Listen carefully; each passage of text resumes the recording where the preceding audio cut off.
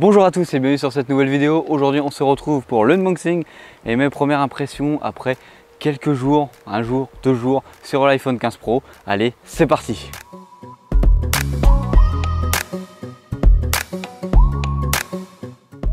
Bien sûr, avant d'aller plus loin, on n'hésite pas à s'abonner, à liker si tu veux voir d'autres produits sur la chaîne comme ce petit iPhone 15 Pro édition Titane Bleu. Allez, viens avec moi, on va venir l'unboxer, le configurer et je te donnerai mon petit avis venant d'un utilisateur non Apple. Donc il y a quelques parties que je peux trouver impressionnantes à première vue et d'autres parties que je peux trouver banales car je les retrouve déjà par exemple sur mon téléphone ou je ne peux les retrouver sur le mien. On se retrouve maintenant pour l'unboxing de la boîte. Alors je l'ai déjà ouvert pour pouvoir réaliser un TikTok, donc je t'invite à aller t'abonner au TikTok si tu veux recevoir ce genre de vidéo en avant-première. Alors dans la boîte de l'iPhone 14, déjà on est sur une petite boîte qui est vraiment très fine, car dedans on n'a vraiment pas grand chose. Voilà, ici on a un peu de volume dessus pour faire ressortir le téléphone, puis à l'arrière on a toutes les informations de celui-ci. Hop là, voilà, l'iPhone va donc arriver comme ça dans votre boîte, tout simplement.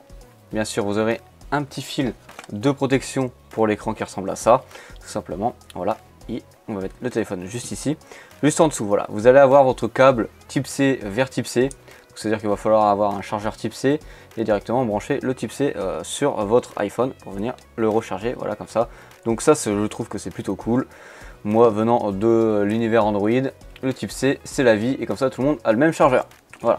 Après, qu'est-ce qu'on a d'autre là-dedans? On a un petit dépliant qui nous dit que le téléphone est designé par Apple en Californie et on a les petites notices ici. Voilà, on a bien sûr un petit autocollant. Ici des notices, voilà, etc., etc. Et juste ici, tu as un petit trombone pour venir sortir notre carte SIM qu'on va venir loger juste ici sur le téléphone. Alors tu peux voir que le téléphone sur cette tranche là, donc la tranche gauche, voilà, avec le titane bleu, on le voit pas très bien à la caméra, mais tu peux voir que ici là, tu as les boutons d'haut-parleur, le fameux bouton pour venir désigner plusieurs opérations dessus. Ici la carte SIM, juste en bas, on a quoi? On a le merveilleux embout en USB Type C, des haut-parleurs.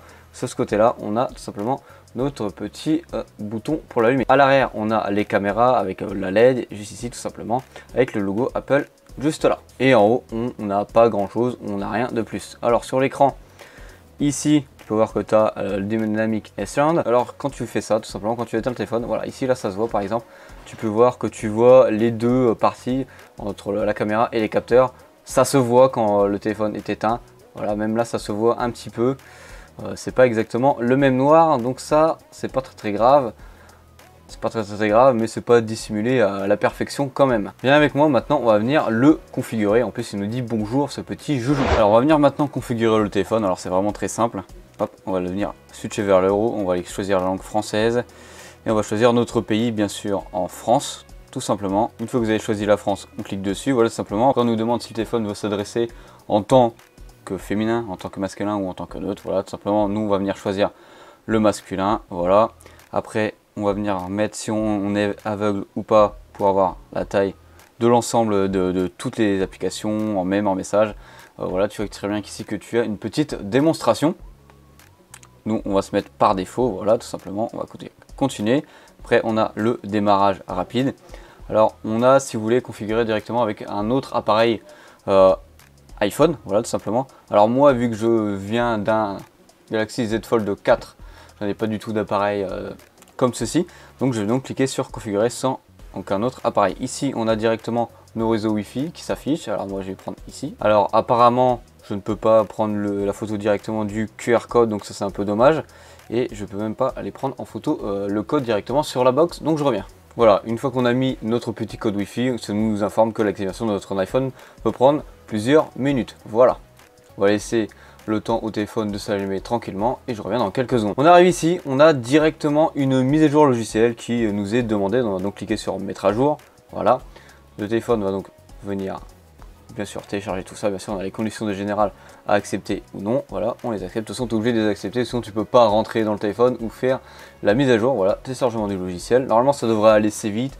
On n'est pas sur une trop grosse mise à jour au début. En plus de ça, je suis en fibre, donc ça devrait aller vraiment très vite. Bon, vu que cette mise à jour dure plus longtemps que prévu, ça fait clairement 5-10 minutes que je suis là à attendre que la mise à jour soit finie. Je vous refais des petits plans comme ça sur le téléphone pour que vous appréciez au mieux le design de celui-ci. Alors déjà, depuis tout à l'heure, tu as pu remarquer qu'il y a beaucoup de traces de doigts sur l'écran. Ça marque beaucoup l'écran pour l'instant. On a beaucoup de traces de doigts. À l'arrière ici, on a un joli type C. Et ça, franchement, c'est clairement la meilleure nouvelle de ce téléphone. C'est l'USB type C sur ce téléphone. Je le trouve pas très lourd. Après, je suis pas une personne qui peut juger un téléphone sur son poids, car je viens d'un paquebot. Voilà. Ici, sur l'aile, ça laisse beaucoup aussi les traces de doigts. C'est un truc de fou, ça les marque beaucoup. Alors, je vais essayer de me rapprocher de l'objectif. Voilà. Et de vous faire un focus dessus. Ça laisse beaucoup les traces de doigts. Alors, c'est un téléphone qui laisse beaucoup les traces de doigts pour l'instant. À l'arrière, ça va. Parce que ça a l'air d'être pas du tout le même matériau. En tout cas, sur la pomme aussi. Sur les capteurs aussi. Et du coup, vu que ça nous laisse un peu les marques de doigts sur les tranches du téléphone, bah, ça fait des nuancés de couleurs. Tout simplement. On est sur une espèce de bleu qui n'est pas du tout de la même manière, uniforme partout. Donc ici on est sur le bouton poussoir là, pour avoir des petits raccourcis. Ouais, bah voilà, tu vois, tu as laissé une trace de doigt assez proéminente directement. Voilà, on a donc enfin fini la mise à jour. Je vous mens pas, ça fait clairement 10 minutes que le téléphone est en train de faire sa petite mise à jour. Et apparemment j'ai fait une mise à jour, mais je suis toujours obligé de le reconfigurer. D'accord, bon c'est pas grave, on va le refaire. Configurer sans autres téléphones. Alors, données et confidentialité, on continue. Configurer par moi-même, voilà, tout simplement. Ici, si tu veux configurer ou non le Face ID, alors moi je vais le configurer plus tard. Ici, un code, créer un code pour le téléphone. Alors, on va venir en 1, 2, 3, 4, 5, 6, voilà, tout simplement. Votre code peut être deviné facilement, on va venir l'utiliser, parce que de toute façon moi je voulais pas mettre de code sur mon téléphone, mais c'est pas grave. Ici c'est marqué si tu veux transférer tes applications et tes données d'autres choses. Tu peux voir que moi ici j'ai Android qui vient d'apparaître. Ici on a depuis un autre iPhone, depuis un Mac, voilà tout simplement, ou ne rien configurer, ou venir du cloud directement. Alors moi pour ma part je vais rien transférer dans le téléphone, car je veux me faire, pour tester le produit, en essayant de trouver toutes les applications et en essayant de trouver tout ce qui peut me plaire dessus, tout simplement. Alors bien sûr, le test de ce produit, il arrivera dans 2 semaines. Voilà, tout simplement, comme ça je peux avoir un petit recul sur le téléphone, tout simplement. Alors vendredi, vu que je fais la promo de toutes les vidéos qui vont sortir dessus, vendredi, on sera sur la vidéo test appareil photo de celui-ci. Car mercredi, on va venir parler de Google, avec sa présentation de leur téléphone. Donc vendredi, test de l'appareil photo et vidéo de celui-ci. T'inquiète pas, je vais remettre quelques photos et vidéos à la fin de cette vidéo. Alors après, donc, on va cliquer sur ne pas transférer. Voilà, ici, on va mettre directement notre identifiant Apple. Je vous retrouve tout de suite après. Une fois que tu as configuré ton téléphone, voilà, tu arrives sur l'interface classique d'iOS 17. Voilà, tout simplement, avec les mêmes fonctionnalités. Alors moi, pour ma part, bien sûr, il va falloir que je m'y fasse. T'inquiète pas, je te ferai un petit retour après dessus. Alors, qu'est-ce que je peux penser de ce téléphone après quelques jours d'utilisation? Premièrement, on va parler du design. On est vraiment sur un design qui est vraiment très épuré. C'est vraiment très bien fini. Ok, il laisse les traces de doigts quelquefois. Je dirais même qu'il en laisse beaucoup, je trouve. En tout cas, sur le côté en titane et sur l'écran.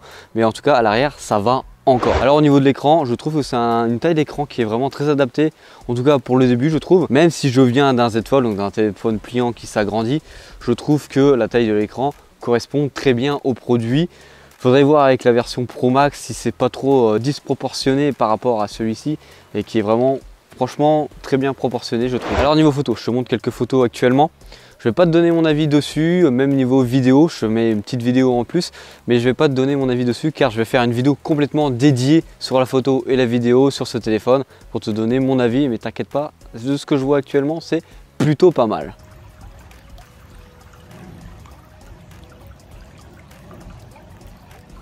Je vais m'arrêter sur ce que je pense de ce téléphone là à l'heure actuellement car on va garder tout ça pour la vidéo test qui va arriver dans 2 semaines. Et pour l'instant, je trouve que le téléphone est vraiment bien fini. Après l'interface, moi j'ai du mal, faut que je m'y fasse quand même avec l'utilisation de ce téléphone là. Alors n'hésite pas à t'abonner, à liker si tu veux voir la vidéo test et l'avis concret de ce téléphone après 2 semaines d'utilisation, tout simplement. Venant surtout d'un utilisateur Android qui n'est pas resté qu'une seule marque bien sûr, hein. J'ai bien divagué entre Huawei, Sony, Samsung, même HTC. Donc voilà, je suis pas abonné à une marque, je suis plutôt abonné à un système d'exploitation, donc à Android. Et là, d'avoir essayé un téléphone comme ça, tu peux avoir un avis qui change beaucoup des utilisateurs d'Apple de base. Donc n'hésite pas à t'abonner. Bon, comme d'habitude, c'était Hugo sur la chaîne Gigatop. N'hésite pas à mettre en commentaire ce que tu en penses de ce téléphone. Allez, bisous!